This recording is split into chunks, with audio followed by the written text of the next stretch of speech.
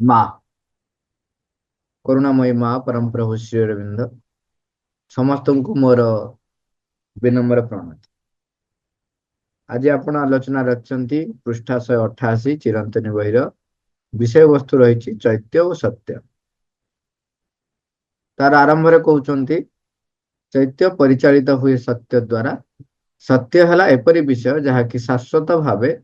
स्वयं स्थिति रे विद्यमान एवं यह काल बा स्थान बा कहा उपरे निर्भरशील नुहे। प्रथम वाक्य कहले चैत्य परिचालित हुए सत्य द्वारा। এই ସୃଷ୍ଟିରେ ଯେତେବେଳେ ବିବର୍ତ୍ତନ ଆରମ୍ଭ ହେଇଛି ତାର ପ୍ରଥମ ଉପାୟ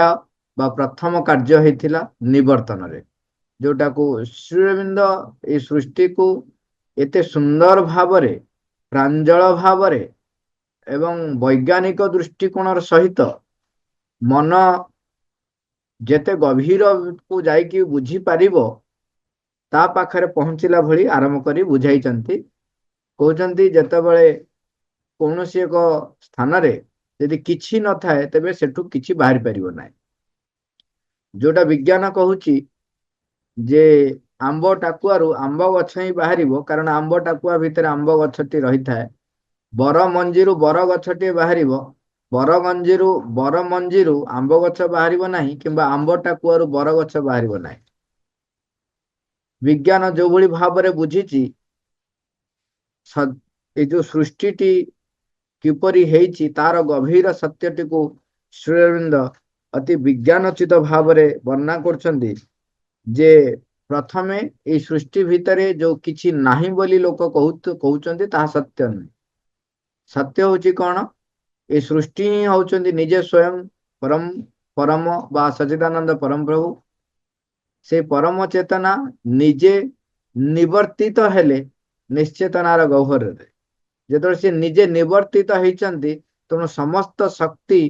ସାମର୍ଥ୍ୟ ସବୁ କିଛି ତା ଭିତରେ ଲୁକାୟିତ ରହିଛି ଏବଂ ସେ ନିବର୍ତ୍ତିତ ଅବସ୍ଥାରୁ ବିବର୍ତ୍ତିତ ହେଇ ପରମଙ୍କ ଆଡକୁ ଯୋଉ ଯାତ୍ରା ସେଇଟାକୁ ଆମେ କହୁଛନ୍ତି ସୃଷ୍ଟି ବୋଲି। ତେଣୁ ସେଠୁ ଧୀରେ ଧୀରେ ପରିପ୍ରକାଶ ଅଗ୍ରଗତିଶୀଳ ଭାବରେ ହେଇ ହେଇ ଚାଲିଛି। ଜଡରୁ ଲାଇଫ ରୁ ଯେତେବେଳେ ଭାଇଟାଲ ବିଙ୍ଗସ ରୁ ତାପରେ ବର୍ତ୍ତମାନ ମେଣ୍ଟାଲ ବିଙ୍ଗସ ଆସି ଆମେ ପହଞ୍ଚିଛନ୍ତି। ये समस्त कथा ये समस्त शक्ति सामर्थ्य जड़र जो शक्ति सामर्थ्य जड़र जो परिप्रकाशर सामर्थ्य प्राणर जो अद्भुत शक्ति एवं अद्भुत सामर्थ्य मनर जो अद्भुत शक्ति एवं अद्भुत सामर्थ्य विशाल सामर्थ्य ये सबू जाक यही सृष्टिर जो निश्चेतना आम कहते से निश्चेतना मध्य अवस्थित थिला। धीरे धीरे परिप्रकाश होउचंती वर्तमान मन रे आसी पहुंचंती। ये जो वर्तमान सुधा आम जेतिकी परिप्रकाश देखुचंती मन वर्तमान पाइचु बोली आम मनुष्य बा मनीष होइचु। आम मानक भितरे केतेक व्यक्ति मन द्वारा परिचालित हुअंती, केतेक व्यक्ति प्राण द्वारा परिचालित हुअंती, केतेक व्यक्ति मन प्राण केतबेले किए कोटा अधिकार करी चली थाए एवं किछि भी व्यक्ति रहिचंती जो माने शरीर बा शारीरिक सत्य शक्ति द्वारा परिचालित होउचंती। वर्तमान सुधा जेतेबेले परिप्रकाशर धारा जो रही आसीची आमे मन प्राण शरीरर जो परिप्रकाश रही ता भितरे ए पर्यंत परम सत्य बा सच्चिदानंद परम प्रभु तांकर पूर्ण परिप्रकाश जोटा आमे कहउचंती सत्ययुक्त ज्ञानयुक्त परिप्रकाश तांकर जो शक्ति सामर्थ्य ताहा ए पर्यंत ता भितरे परिप्रकाश हेई पारी नाही पूर्ण भावरे।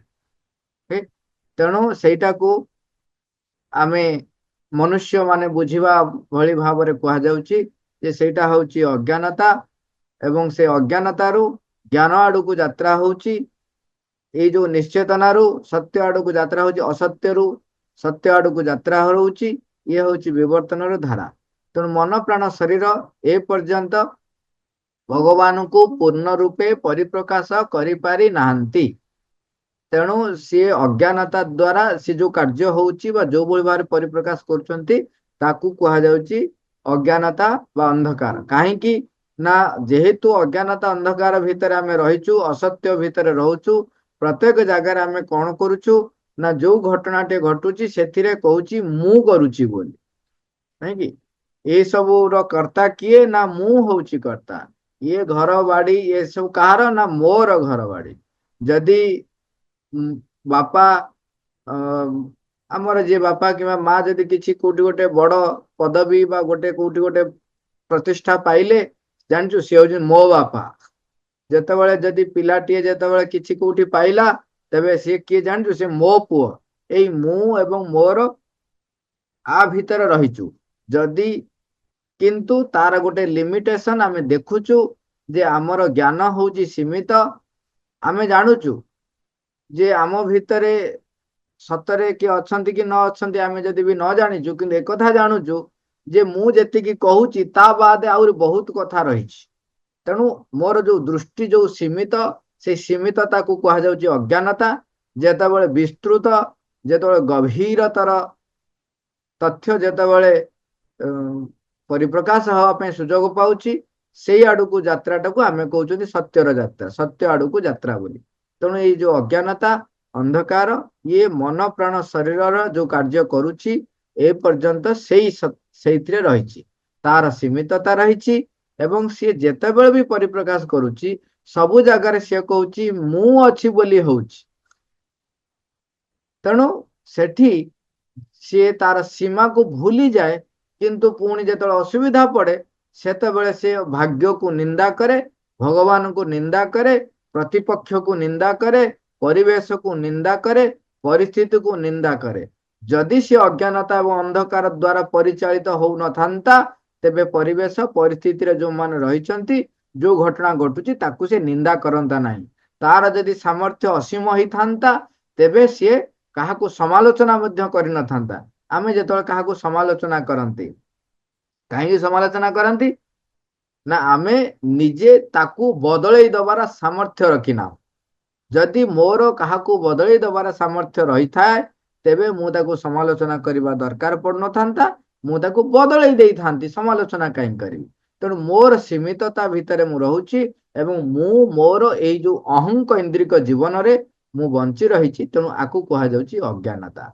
ସତ୍ୟ କେତେବେଳେ ହବ? ନା ଯେତେବେଳେ ଦେଖିବେ ଆମେ ଯୋଉଟାକୁ ଖୋଜି ଆସିଛୁ ଆଜି ପର୍ଯ୍ୟନ୍ତ ପାଇନାହୁଁ, ଯୋଉ ଅମୃତତ୍ଵ, ଅମରତ୍ଵ, ଚିରନ୍ତନ ସତ୍ୟ, ଚିରନ୍ତନ ଆନନ୍ଦ, ଶାଶ୍ୱତ ଆନନ୍ଦ,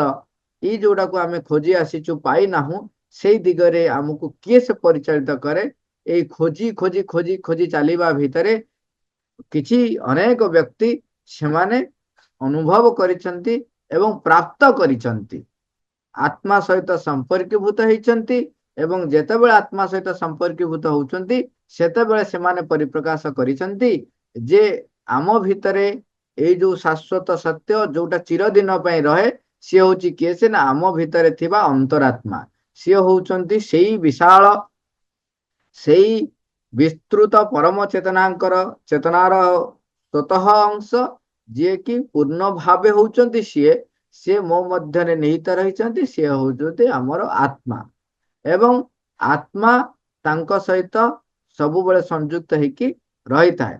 ସିଏ ତେଣୁ ସତ୍ୟ ଜାଣିଥାଏ, ଜ୍ଞାନ ଜାଣିଥାଏ। ସେଇ ଜ୍ଞାନକୁ ଆମେ କହୁଛନ୍ତି ପ୍ରଜ୍ଞା, ଆଲୋକ। ଇଏ ସବୁ ଜିନିଷକୁ ସିଏ ଧାରଣ କରି ରହିଥାଏ। ତେଣୁ ଆତ୍ମା ସେ ତାଙ୍କର ସେମିତି ଉପସ୍ଥିତ ହେଇ ରହିଛନ୍ତି। ଆମର ଯୋଉ ସତ୍ତା ଆମେ ବର୍ତ୍ତମାନ ତିନୋଟି ଦେଖିଲେ, ଶରୀର, ପ୍ରାଣ, ମନ, ଏବଂ ତା ବାଦେ ଯୋଉ ଚୈତ୍ୟ କଥା ଯେତେବେଳେ କୁହାଯାଉଛି, ଚୈତ୍ୟ କଣ କରେ? ସେଇ ଯୋଉ ଉତ୍ସ ଜ୍ଞାନ, ସତ୍ୟ ଜ୍ଞାନ ଆମେ ଯାହାକୁ କହୁଛୁ, ଯୋଉଟା କହୁଛନ୍ତି ପରମ ଜ୍ଞାନ, ତାକୁ ବା ସିଏ କାହାକୁ ଯନ୍ତ୍ର କରି ଅବିକୃତ ଭାବରେ ପରିପ୍ରକାଶ ହେଇପାରେ। ବର୍ତ୍ତମାନ ପର୍ଯ୍ୟନ୍ତ ମନରେ ଯେତେବେଳେ ପରିପ୍ରକାଶ ହଉଛି, ସେତେବେଳେ ମନ କଣ କରୁଛି? ମନର ସାମର୍ଥ୍ୟ ଯଦିଓ ରହିଛି, ଯଦି ସିଏ ପ୍ରଜ୍ଞା ସହିତ ବା ଆତ୍ମା ସହିତ ସଂଯୁକ୍ତ ହେଇଯାଏ, ତେବେ ସିଏ ତାର ଯୋଉ ଯୁକ୍ତିଯୁକ୍ତ ସାମର୍ଥ୍ୟ ରହିଛି, ବିଚାର କରିବାର ସାମର୍ଥ୍ୟ ରହିଛି, ପ୍ରତ୍ୟେକ ଜିନିଷକୁ ଏକ ନୂତନ ସୃଜନାତ୍ମକ ଦିଗରେ ତାକୁ ପରିପ୍ରକାଶ କରିବାର ଯୋଉ ସାମର୍ଥ୍ୟ ତାକୁ ଦିଆଯାଇଛି, ସେ ତାକୁ ସୁନ୍ଦର ଭାବରେ ପରିପ୍ରକାଶ କରିପାରନ୍ତା। କିନ୍ତୁ ତାହା ସେ କଣ କରୁଛି? ତା ନିଜର ସ୍ୱାର୍ଥ ସମ୍ବଳିତ ହେଇ ନିଜକୁ ସୁହାଇଲା ଭଳି ଆପଣ ଦେଖୁଥିବେ, ସେ କଣ କରେ? ନା ସତ୍ୟକୁ ପରିପ୍ରକାଶ କରେ। ଆପଣ ଗୋଟେ ଏକ୍ଜାମ୍ପଲ ଦେଖନ୍ତୁ, ଉଦାହରଣ ଦେଖନ୍ତୁ ଯେ ଜଣେ ଚିତ୍ରକର, ତାର ଚିତ୍ର କରିବାର ସାମର୍ଥ୍ୟ ରହିଛି। ଜଣେ ଯିଏ ସ୍କ୍ରିପ୍ଟ ଲେଖୁଛି ଗୋଟେ ଚଳଚ୍ଚିତ୍ର ପାଇଁ, ତାର ସାମର୍ଥ୍ୟ ରହିଛି ଏକ ସୁନ୍ଦର କାହାଣୀଟିଏ ତାକୁ ଲିଖିତ ଆକାରରେ ଚଳଚ୍ଚିତ୍ରରେ ପରିପ୍ରକାଶ କରିବା ପାଇଁ ସୁନ୍ଦର ଭାବରେ ସେ ଲେଖିପାରିବ। କିନ୍ତୁ ସେମାନେ ଯେତେବେଳେ ଚିତ୍ର କରନ୍ତି ସେତେବେଳେ ଦେଖନ୍ତି କେତେ ଜଣ ଚିତ୍ରକର ରହିଛନ୍ତି ଯୋଉମାନେ କି ଲୋକ କୋଉଟାକୁ ଭଲ ପାଇବେ ବା କୋଉଟା ଅଧିକ ଦାମରେ ବିକ୍ରି ହବ ସେ ଅନୁସାରେ ଚିତ୍ର କରୁଛନ୍ତି। ଆଉ କେତେ ଜଣ ଲୋକ ରହିଛନ୍ତି ଚିତ୍ରକର, ସେମାନେ ଚେତନାର ଯୋଉ ସ୍ତରରେ ରହିଛନ୍ତି ତାଙ୍କୁ ସେଇଭଳିଆ ଦେଖାଯାଏ ସୁନ୍ଦର ବୋଲି ସିଏ ତାକୁ ସେଇଭଳି ଭାବରେ ପରିପ୍ରକାଶ କରୁଛନ୍ତି। ସତ୍ୟକୁ ପରିପ୍ରକାଶ କରିବା ପାଇଁ ହେଲେ ଅବିକୃତ ଭାବରେ ପରିପ୍ରକାଶ କରିପାରିବା ଦରକାର। ଏ ସାମର୍ଥ୍ୟଟି ବର୍ତ୍ତମାନ ସୁଦ୍ଧା ମନ ପାଖରେ ଥିଲେ ମଧ୍ୟ ସେ ତା ଦ୍ୱାରା ପରିଚାଳିତ ହେଇନାହିଁ। ପ୍ରାଣ ତାର କାର୍ଯ୍ୟ ହଉଛି ଶକ୍ତି ଦବ, କିନ୍ତୁ ସିଏ କଣ କରୁଛି ତାର ଯୋଉ ରୁଚି ରହିଛି, ଯୋଉ ଇନ୍ଦ୍ରିୟ ବୋଧ ରହିଛି, ସେ ଇନ୍ଦ୍ରିୟ ବୋଧ ଦ୍ୱାରା ଏବେ ବି କଣ ହଉଛି ଯେ ଊର୍ଦ୍ଧ୍ୱମୁଖୀ ହବା ଦିଗ ବଦଳରେ ସେ କଣ ହଉଛି ଏଇ ପୃଥିବୀର ଯୋଉ ନିତ୍ୟ ରହିଛି ଯୋଉଟା କି ପରିବର୍ତ୍ତନଶୀଳ ତାରି ଭିତରେ ନିଜକୁ ବାନ୍ଧି ଦଉଛି। କେବଳ ଗୋଟିଏ ମାତ୍ର ସତ୍ୟ ରହିଛି, ଯିଏ ସତ୍ତା ରହିଛି, ଯିଏ କି ସତ୍ୟ ଦ୍ୱାରା ସବୁବେଳେ ପରିଚାଳିତ ହୁଏ, ସିଏ ହଉଛନ୍ତି ଚୈତ୍ୟ। ଆ ଭିତରେ ଆହୁରି ବର୍ଣ୍ଣନା ରହିଛି ଯେ ଚୈତ୍ୟ ସତ୍ତା କିପରି ବିକାଶଶୀଳ ହଉଛି, ଆମେ ତାକୁ ଧୀରେ ଧୀରେ ଆଲୋଚନା ଆଗରେ କରିବା। ତେଣୁ ଏଇଠି ଯୋଉ କଥା କହିଲେ ଯେ ସତ୍ୟ ହେଲା ଏପରି ଏକ ବିଷୟ ଯାହାକି ଶାଶ୍ୱତ ଭାବେ ସ୍ୱୟଂ ସ୍ଥିତିରେ ବିଦ୍ୟମାନ। ଶାଶ୍ୱତ ଭାବେ ମାନେ ସେ ରହିଥିଲା, ଧୀରେ ଧୀରେ ପରିପ୍ରକାଶ ହେଇ ହେଇ ଚାଲୁଛି, ତାକୁ ତୁମେ ଏପଟ ସେପଟ ଯେତେ ଚେଷ୍ଟା କଲେ ମଧ୍ୟ ପୁଣି କଣ ହବ ସେ ସେଇଭଳି ଭାବରେ ହିଁ ଖୋଲି ହେଇ ବାହାରିବ ଆପଣ ଦେଖିବେ। ତେଣୁ ଏହା କାଳ ସ୍ଥାନ ବା କାହା ଉପରେ ନିର୍ଭରଶୀଳ ନୁହେଁ।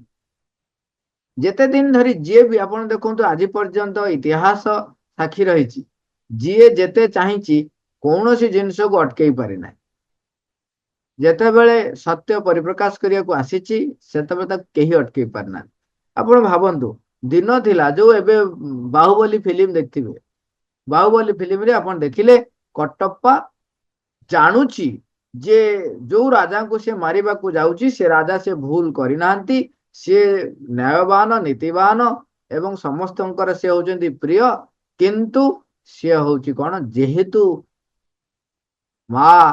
ମହାରାଣୀ ଆଦେଶ ଦେଇଛନ୍ତି ତାଙ୍କ ଆଦେଶକୁ କାର୍ଯ୍ୟରେ ପରିଣତ କରିବା ତା ପାଇଁ ହଉଛି ସର୍ବୋତ୍ତମ କଥା। ତେଣୁ ସିଏ କଣ କରୁଛି ଯାଇକି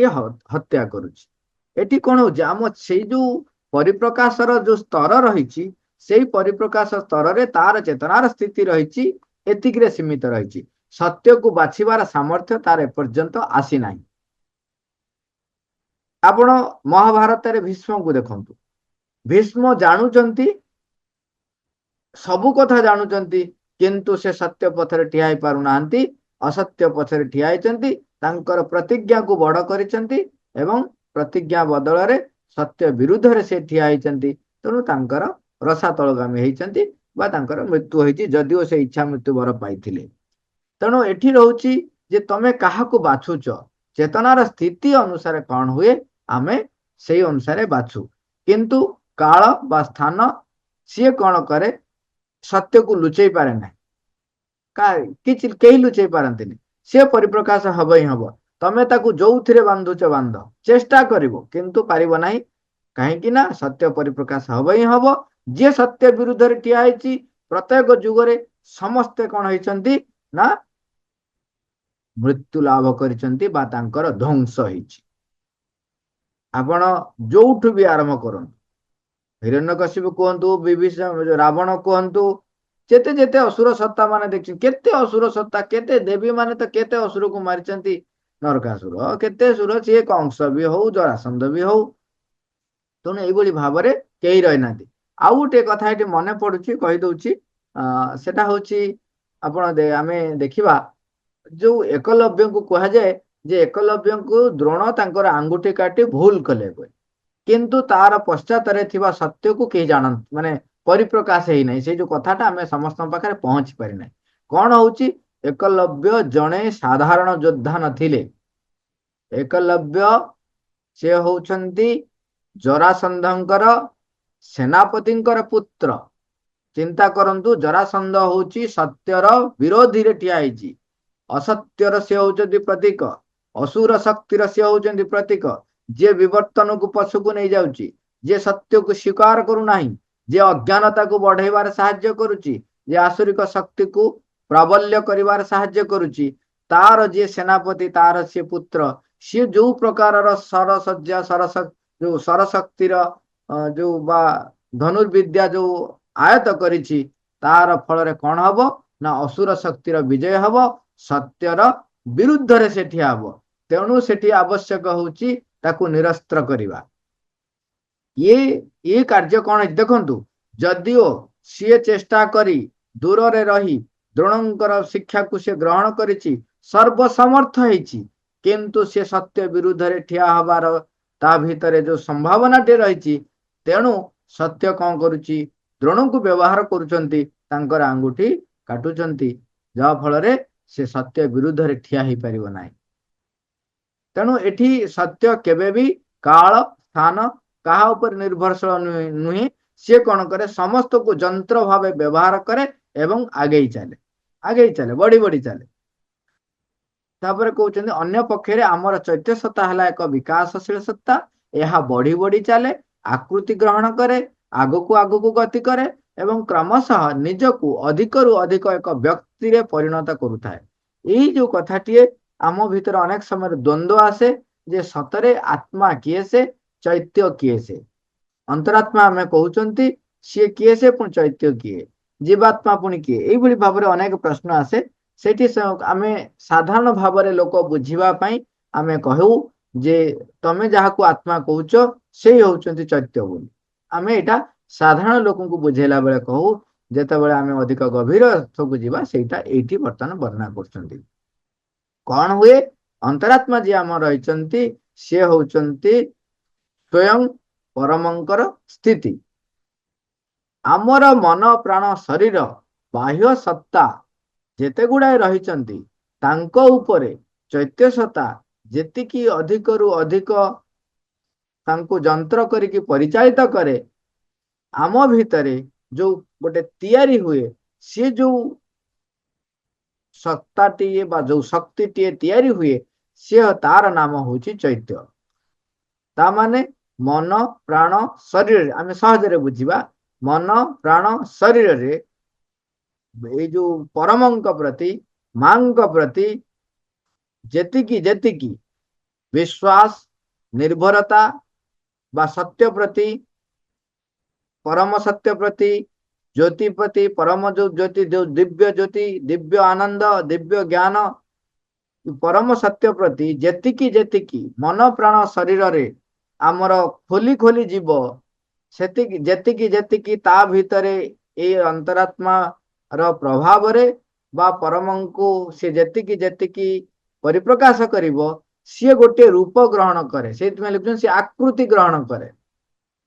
ଆମେ ଆମ ଶରୀରରେ ଯୋଉ ଡ୍ରେସଟେ ଯେମିତି ପିନ୍ଧୁଛୁ, ସେଥିପାଇଁ ବର୍ଣ୍ଣନା କରାଯାଏ ଯେ ଆତ୍ମାର ଚତୁଃପାର୍ଶ୍ୱରେ ଆତ୍ମାର ପୋଷାକ ହଉଛି ଚୈତ୍ୟ। ଏଠି ଆତ୍ମାର ପୋଷାକ କହିଲେ କଣ ନା, ଆମର ମନ ପ୍ରାଣ ଶରୀର ଯେତିକି ଯେତିକି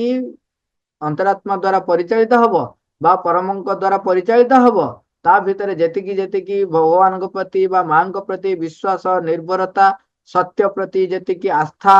ଯେତିକି ଯେତିକି ବୃଦ୍ଧି ପାଇବ, ଭଲ ପାଇବା ଯେତିକି ଯେତିକି ବଢିବ, କୋଉ ଭଲ ପାଇବା? ସତ୍ୟ ପ୍ରତି ଭଲ ପାଇବା, ପରମଙ୍କ ପ୍ରତି ଭଲ ପାଇବା, ଦିବ୍ୟ ଜନନୀଙ୍କ ପ୍ରତି ଭଲ ପାଇବା ଯେତିକି ଯେତିକି ବୃଦ୍ଧି ହବ,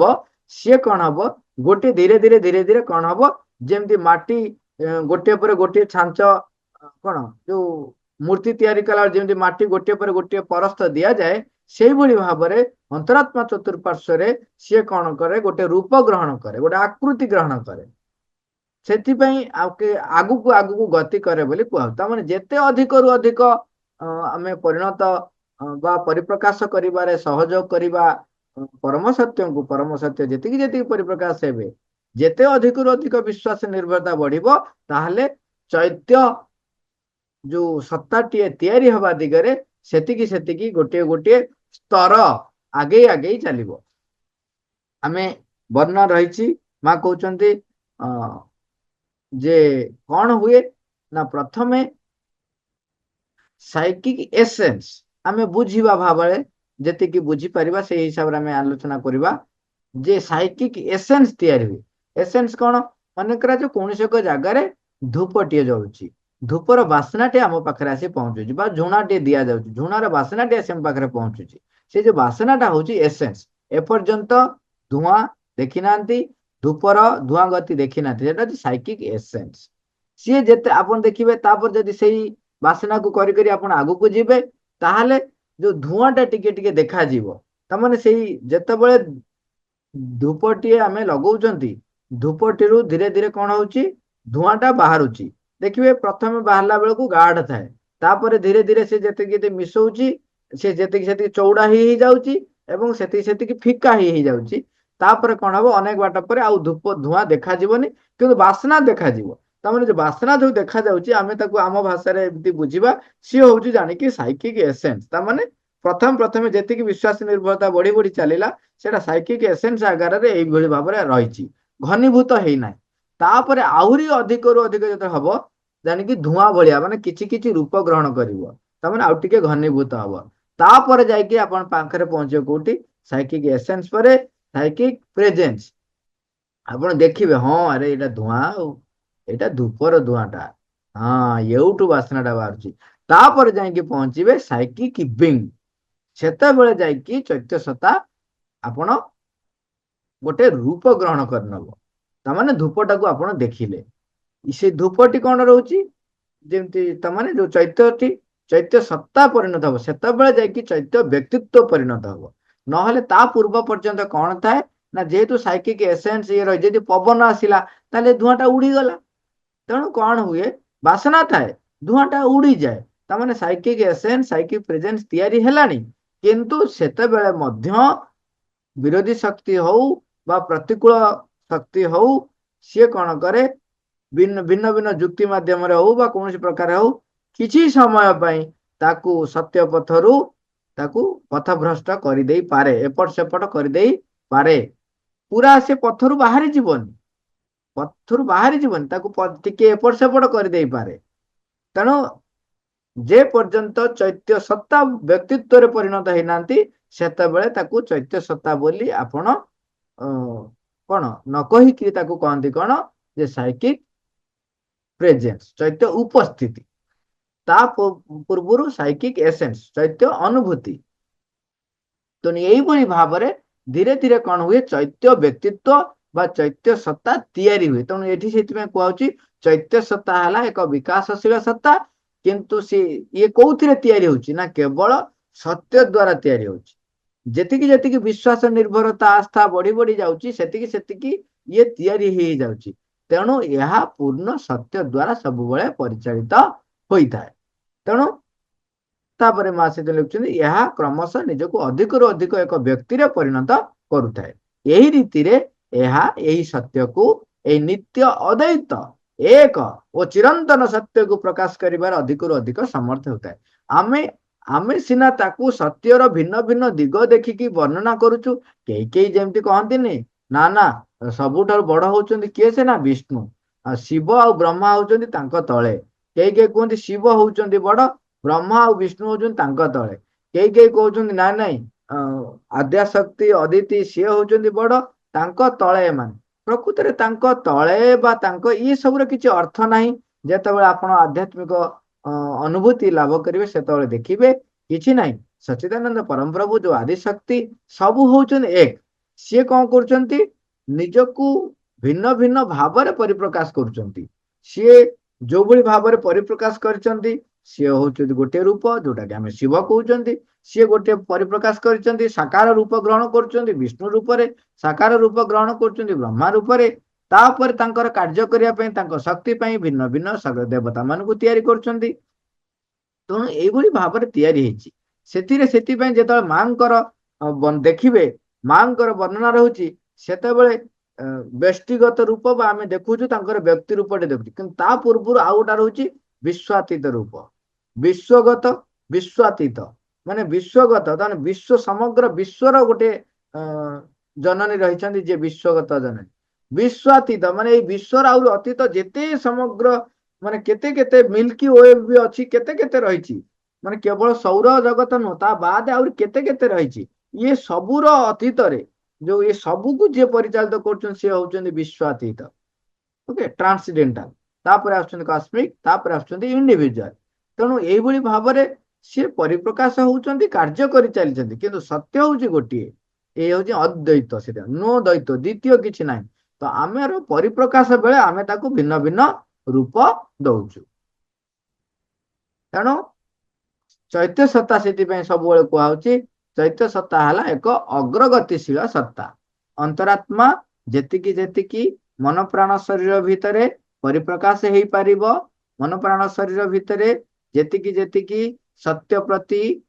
परम सत्य प्रति परम ज्योति प्रति परम प्रज्ञा प्रति बा मां प्रति जेतिकी जेतिकी निर्भरता आस्था बढ़ी बढ़ी जीव सेतिकी सेतिकी चैत्य सत्ता तैयारी हो जीव तेणु चैत्य सत्ता है एक अग्रगतिशील सत्ता आमर कार्य क्षेत्र रे आमर कार्य क्षेत्र रे आमर भावना रे आमर चिंता रे आमर अनुभव रे आमर वाक्य रे आमर दृष्टि रे आमर लेखनी रे आमर अभिनय रे सबु कार्य भितर कर्म रे जे ये सकाम कर्म न हो कि निष्काम कर्म हब ये सबु भितर कौन हब ना चैत्य सत्ता अधिक रु अधिक विकास हो एवं जेते जेते अधिक विकास हम सेते सेते देखिए जे आहुरी आगे आगे जाउची सेतिपई मां लिखुचंती चैत्य सत्ता और सत्य भितर संबंधटी होउची अग्रगतिशील कहीं अग्रगतिशील कहले ना वर्तमान चिंता करंतु आमे ए पर्यंत अधिमानस स्तर रे पहुंची नांती अधिमानस स्तर पर्यंत होउची स्तरटी कोन अज्ञानतार स्तर ता भितर आमे भगवान को सहित युक्त होउतिबा एकात्म होउतिबा किछि किछि सत्य संबंध सचेतन होउतिबा आमको सत्यर दृष्टि गोटे प्रकार देखा जाउतिबो किंतु जेते बेले ओवरमाइंड लेवल क्रॉस करिकरी आमे जेतो अति मानस सत्ता को जीवा सेठी सत्यर परिप्रकाश होची भिन्न काहे कि एवं सेतबे देखिबे आम कोठी आपण आमे जदी वर्तमान आमे आमे निजे देखिबा एठी जे लोक कहंती ये फूलटी बहुत सुंदर फूल ये बासनाटा बहुत भलो बासना प्रकृत रे श्रीरंग वर्णना करछंती भलो बासना बा जो सुगंध बा दुर्गंध बा सुंदर असुंदर आर किछि संज्ञा नाही काहे कि गभीरता रही परिप्रकाशर गभीरता जोटा को आमे कहूछु सुगंध सी होची परिप्रकाशर एक गभीरता तार गभीरता केते तार इंटेंसिटी केते रही सी एतिक बाट जाउची सेही गभीरता को मु मते जेतिकी सुहाइला मु सेतबे ताकू कहूची सुगंध मते जदी सेटा सुहाइला नाही ताले मु ताकू कहूची दुर्गंध तेणु वासनाटा जोटा रहुची जो एसेंसटा रही सी होची गोटी तार गभीरता उपर निर्भर करुची ताहा आपनकू सुहाउची जदी आपन ताकू कहउचंती सुगंध जदी न सुहाउची ताकू कहउचंती दुर्गंध फूल जेते प्रकार फूल फुटची सौंदर्य परिप्रकाश हेची ता भितरे गोलाप फूलटा कोन सुंदर मल्ली फूल कोन असुंदर मल्ली फूल जो भली भाबरे परिप्रकाश हेची सी गोटे सौंदर्य को परिप्रकाश करुची टगर फूल जो भली परिप्रकाश होची सी टगर फूल को सी वो सौंदर्य को परिप्रकाश करुची डालिंब फूल जो भली भाबरे परिप्रकाश होची सी सत्य को से भली भाबरे बा सौंदर्य को से भली भाबरे परिप्रकाश करुची तेणु अग्रगतिशील सब बेले होची चैत्य सत्ता और सत्य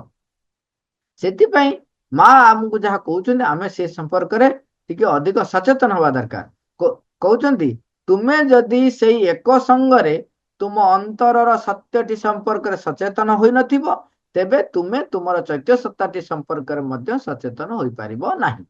एई सेई एई जो आरंभ रो हम कहउतिले जेता बेले हमर अंतरर सत्य जोटा अंतरात्मा सहित जदी हमर संपर्क हेई नाही तेबे चैत्य सत्ता संपर्क रे आपण सचेतन हेई नांती आपण जानि रखु कहना अंतरात्मा सहित जेते संपर्क अधिक रु अधिक घनीभूत हबो चैत्य सत्ता सेते अधिक रु अधिक तैयारी हबो जदि अंतरात्मा सहित संपर्क हेई नाही अंतर संपर्क जदि न प्रतिष्ठित हेची ताले चैत्य सत्ता प्रतिष्ठित हेई नाही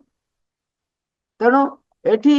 जो अभिज्ञता कथा कहउचंती मा कहउचंती जो मानकर अभिज्ञता बा उपलब्धि होईची एठी को अभिज्ञता को उपलब्धि कथा कहउची बोली मा कहउचंती ना मु कहउची चैत्य सत्ता सहित तमे संलग्न होई कि जो अभिज्ञता लाभ करूछ आमे जो अनुभूति लाभ करूछु कौन मोर 5 वर्षर अनुभूति रही मोर 25 वर्षर अनुभूति रही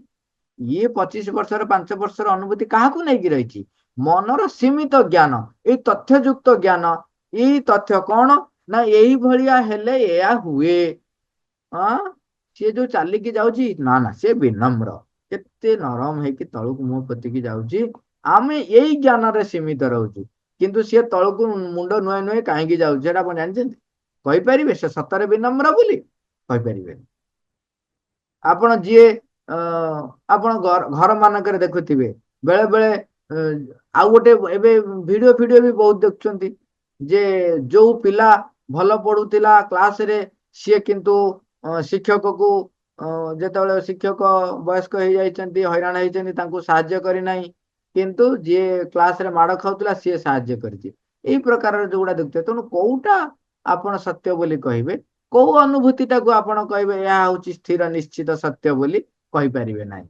କାରଣ ଇଏ ସବୁ ହଉଛି ବାହାରର କିଛି କିଛି କିଛି କିଛି କଥାକୁ ନେଇକି ରହିଛି ଯୋଉଟା କି ସତ୍ୟର ଏକ ଗୋଟିଏ ଅନ୍ୟ ଏକ ପରିପ୍ରକାଶ ସେଇଟା ହିଁ ସତ୍ୟ ଭାବି ଦିଅନ୍ତୁ ନାହିଁ ଚୈତ୍ୟ ସତ୍ତା ସହିତ ଯେତେବେଳେ ଆପଣ ପୂର୍ଣ୍ଣାଙ୍ଗ ସଂଲଗ୍ନ ହେଇବେ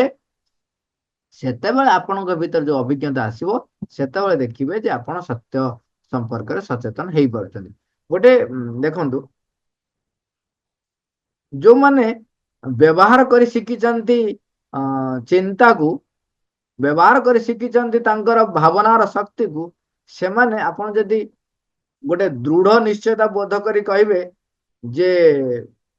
ମୁଁ ଚାହୁଁଛି ସିଏ ଏହା କରୁ ମାନେ ଭିତରେ ଓକେ ଆପଣ ଶକ୍ତି ସାମର୍ଥ୍ୟ ଅଛି ଆପଣ ମାନେ ଗୋଟେ ଫର୍ମେସନ ତିଆରି କଲେ ତାକୁ ଛାଡିଦେଲେ ଏବଂ ଆପଣଙ୍କର ଯଦି ସାମର୍ଥ୍ୟ ରହିଛି ଏଇଟା ହେଇପାରିବ ତେବେ ସେ ବ୍ୟକ୍ତି ଆପଣଙ୍କୁ ଜାଣିନାହିଁ କିଛି କରିନାହିଁ କିନ୍ତୁ ସେ ବ୍ୟକ୍ତି ସେୟା କରିବ ଗୋଟେ ମାମୁଁ ଗୋଟେ ଏକ୍ସପେରିମେଣ୍ଟ ସବୁବେଳେ କରାନ୍ତି କଣ କରନ୍ତି ନା ଗୋଟେ ବଲ୍ ଟିଏ ବା କୌଣସି ଗୋଟେ ଓଜନିଆ ଜିନିଷଟେ ସୂତାରେ ବାନ୍ଧି ଦେଇକିରି ଆପଣ ହାତକୁ ଝୁଲେଇବେ କହିବେ ତମେ ତାକୁ କୁହ ଯେ ତୁ ବାଁକୁ ଯା ତୁ ଡାହାଣକୁ ଯା ସେ ବାଁକୁ ଯିବ ଡାହାଣକୁ ଯିବ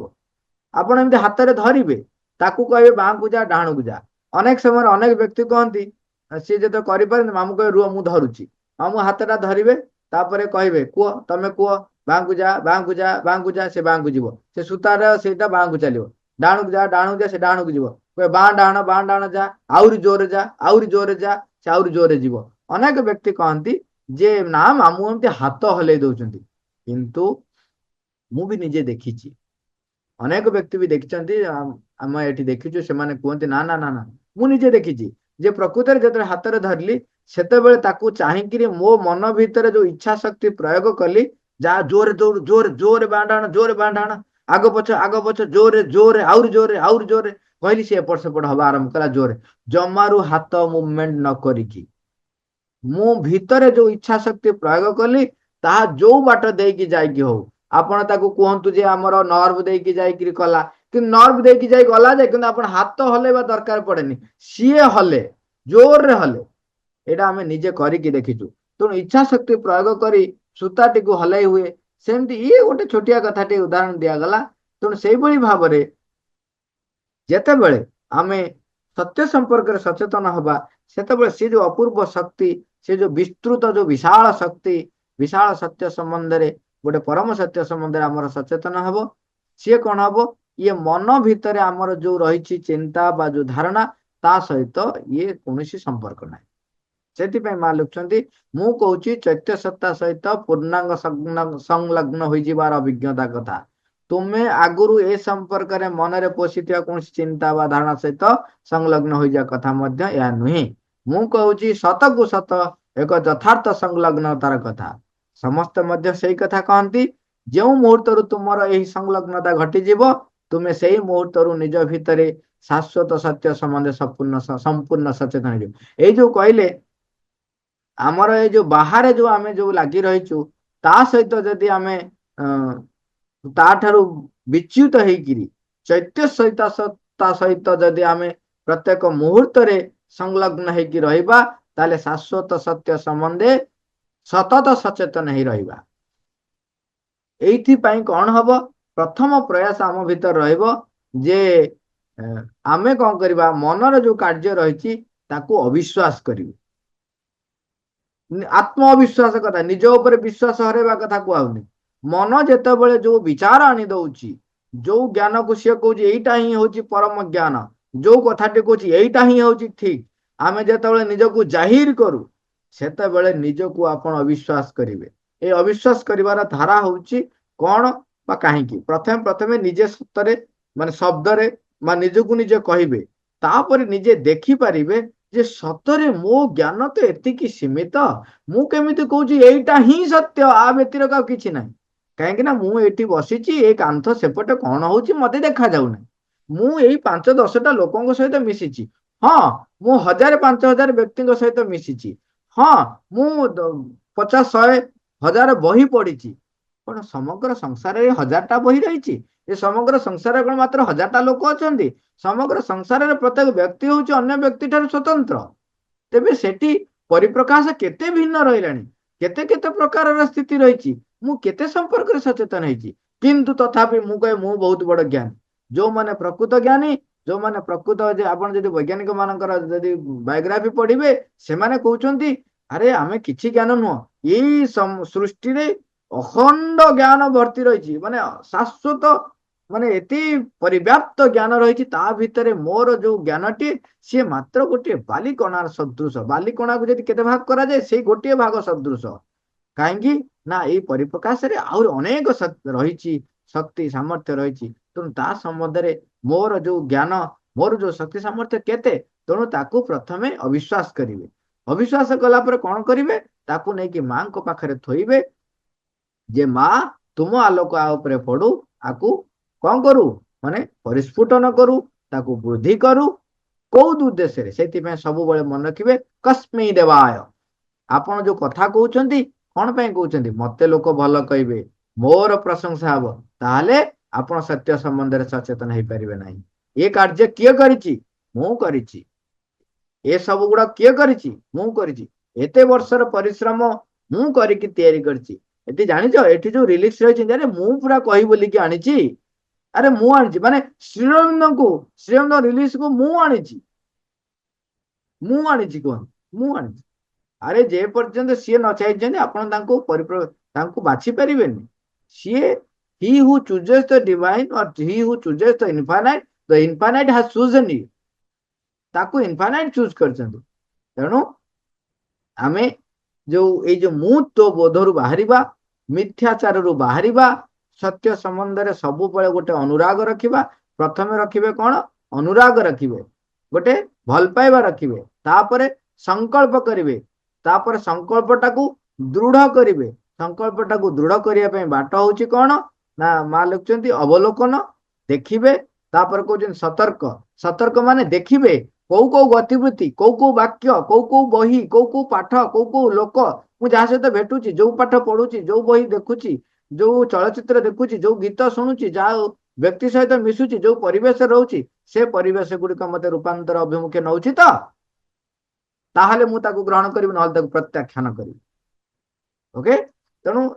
सतर्क दृष्टि रखिबे कौ गुड़ाक मते रूपांतर अभिमुखे नउची कौ गुड़ाक मते मांकर निकटतर करूची ताकू मु ग्रहण करिबि अन्य गुड़ाक प्रत्याख्यान करिबि सतर्क करिबे कर्तृत्व होउची जो गुड़ाक मु आसुची ताकू ग्रहण करिबि जो गुड़ाक नाही मु ताकू प्रत्याख्यान करिबि प्रयास रे लागि रहिबि प्रयास रे लागि रहिकरी तापर कर्तृत्व हासिल करिबि कर्तृत्व हासिल हेला भितरे कोन हबो ना धीरे धीरे मोर चैत्य सत्ता तयारी हवा हे जाइथिबो आरंभ हे चैत्य सत्ता गोटे व्यक्ति रूप नहीं जाइथिबो तापरे मु बा ए व्यक्ति आ मु मूल्य कहबा दरकार नाही सेते बेले से भगवान सहित एकीभूत हो जाइथिबो अभिज्ञता तार चैत्य सहित संलग्न होइके अभिज्ञता आसुथिबो सेते बेले प्रभुत्व अर्जन करिवो तेणु आमे प्रचेष्टा करिबा से प्रचेष्टा पई आम पाखरे मांकर उपस्थिति सबुळे रहिबा दरकार तेणु शब्द रे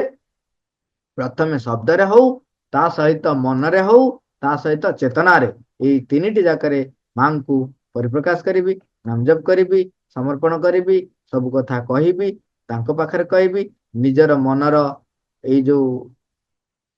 सामर्थ्य रही ताकू अविश्वास करिबी एवं परमंक पाखरे निजको खोली धरिबी ए चेष्टा रे आमे लागि रहिबा मां सेति शेष वाक्य होची ताहापरे तुमे बुझी जीव जे यह ही जीवन उद्देश्य एवं यह ही विश्वर पथ प्रदर्शक मां हाँ, थैंक यू ऑल।